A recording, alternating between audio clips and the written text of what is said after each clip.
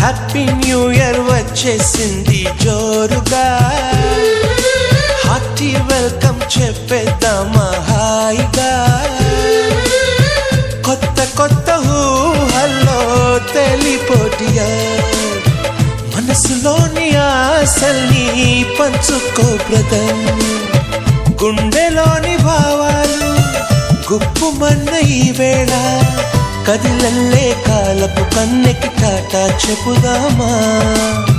జనవరితో అడుగులు వేస్తూ ముందుకి పోదామా.